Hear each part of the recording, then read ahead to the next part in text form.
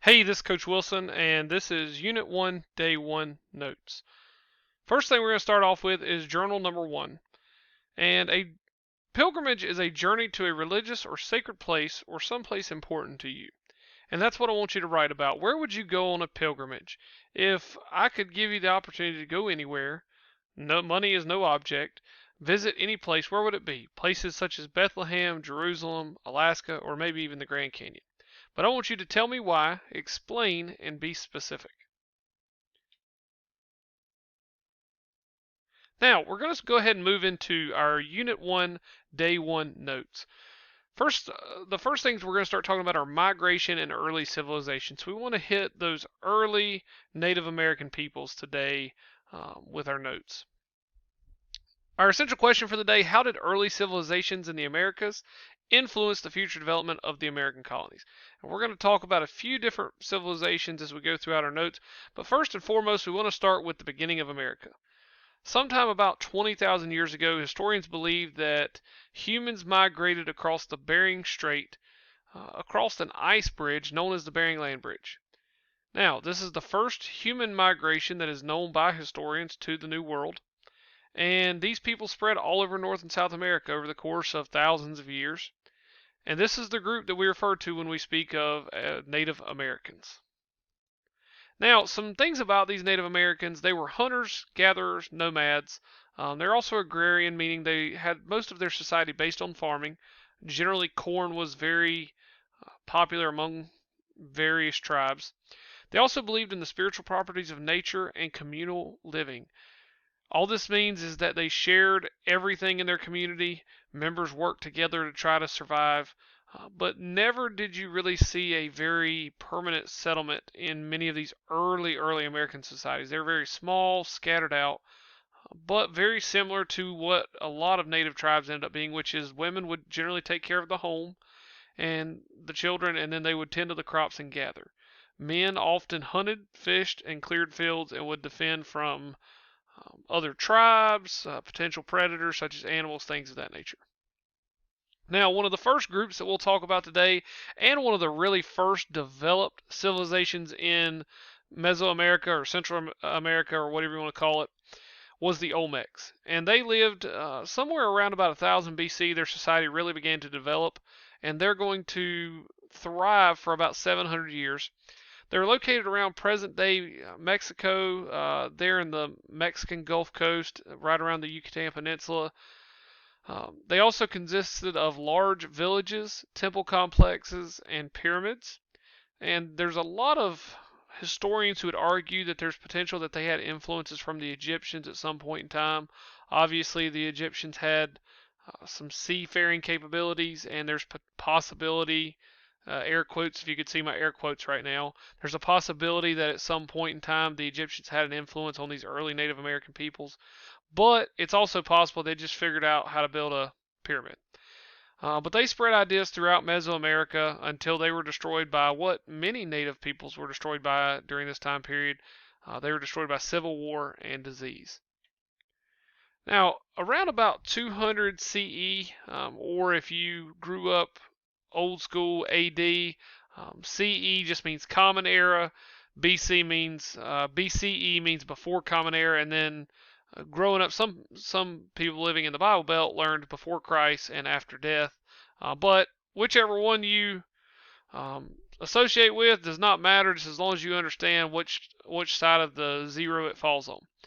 Now, the Mayans, they emerged in the Yucatan Peninsula sometime around about 100 CE into 200 CE. Their society began to grow, and they were very advanced for a Native American society, especially when you consider that 1,000, 1,200 years from then, European settlers weren't even going to consider them intelligent. But they actually developed concepts in engineering and math. They had their own written language, a calendar that was based on the stars, and it is very advanced if you look at how they had the months and the days, and they were associated with different symbols in their religions that they associated them with. They also had a very advanced agricultural system. And so the Mayans were a very advanced people, but unfortunately they were also a very warlike people, and they were constantly in war with other tribes. Eventually, they were superseded by just other Mesoamerican tribes that were forming. And that's what you see a lot of with these early native peoples. It's hard to get a nailed down, this is when they ended. We will when we get to some of the later ones, but early on it's very hard to tell what was really the final straw. Now, this is just to show you kind of a look at where a lot of the peoples are during this time. Obviously, the Mayans were here in the Yucatan Peninsula, which you can see. That is what this is. This is the peninsula right here. And then this is the Gulf of Mexico, the body of water. And this is where the Aztec society would be. And we will talk about them here in just a second.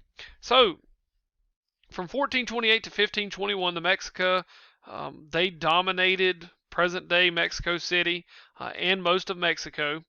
The formation of their society was centered in Tenochtitlan, which is now Mexico City, or the capital of Mexico. They featured many public buildings, schools, military, medical systems, slave labor force. They were as advanced as any society like the Mayans were for their time. Now, it's interesting to note the slave labor force, they actually would take over other tribes and then force them to be slaves in their society, which, a lot of times I think we get this idea that slavery started with the exploration of the Spanish and the English, but really slavery was going on in a lot of these societies in various places in the world long before, anything was going on in the Americas. Now, they also, unfortunately, were enslaved by Spanish conquistadors, which we will talk more about tomorrow when we get into our conquistadors and some of our early explorers. And the final straw for them was they were destroyed by the hard labor enforced by these conquistadors and smallpox. So for them, it was not very good. Now, they did believe in human sacrifice, and they believed that a living human heart would appease their gods. And that was kind of what's going to promote a lot of their society, to kill or have offerings, I should say, not kill. They offered them up, but not for me. That's all I'll say about that. The Incas, they formed somewhere around about 1438, and this is going to take a step south of Mexico into South America and Peru. And just want to kind of give you an overview. These they were generally known as the Children of the Sun, and one of the reasons we talk about the Incas is more about the fact that they were just one of those early Native American peoples who were very successful. And at one point, their empire was over 12 million people, and that is roughly about 75% of North Carolina's population right now. And that's just to give you an idea of how big their area got during this time. Unfortunately for them, they were also destroyed by civil war, Spanish invaders, and disease. And we will talk more about the Incas tomorrow, and we'll talk about Francisco Pizarro and how he kind of worked his magic to make sure he destroyed yet another native people. So here are some Incan ruins. If you go to South America today, there's said to be ruins all over the country that have yet to be found or stepped on. I have a hard time believing that because of Google Maps and all the technology we have today, but historians say that if you went searching through the mountains, there are places that haven't been touched in centuries, and so you're more than welcome to take some trips to South America if you want to go look for them. Now, we want to move back into North America. Okay, so we've talked about Central America, we've talked about South America a little bit, and obviously these are just overviews. But now we want to talk about the civilizations in the North and the West. The first group is the Eskimo or the Inuits who lived near the Arctic Circle.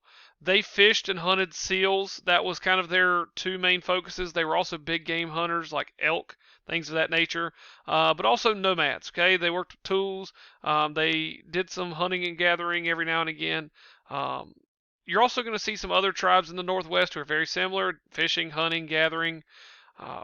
But they're also going to have permanent settlements. And that was one of the key features of these early native tribes, especially in the Northwest and some of the settlements in the Southwest, is you start to see permanent settlements where they're actually forming societies and they're not moving, following herds to various places in the world. The Southwest tribes in what would now be Arizona, New Mexico, you see the Pueblo Indians start to form. and they built large permanent settlements out of stone. So where you see a lot of the Northwest, especially with the Eskimo and the Inuits, igloos and things of that nature, in the Southwest you're going to see more of these stone dwellings, and they're also going to form large irrigation systems, which is going to allow them to be very sedentary and do a lot of sedentary farming, growing corn and grain. Now, in the east, and this is kind of moving across the country now of the North Americans, of North America, the eastern third of the United States covered with forest during this time, and because of that, that allowed many Native American tribes to thrive there. There was just a huge source of food, from farming to fishing to hunting to gathering. All of those things could be done simultaneously in one area a lot of times. When you think of the Mississippi River, you think of the Great Lakes, you think of the Atlantic Ocean, there's a lot of different things and resources that are there in the eastern part of the country. One of the main groups that we'll talk about later that gets very involved in American politics when we get close to the French and Indian War and the Revolutionary War is the Iroquois Confederacy. Over 5 Indian nations resided there in that area, or what will eventually be New York. One of the other things that we want to talk about too going on in the east was Cahokia.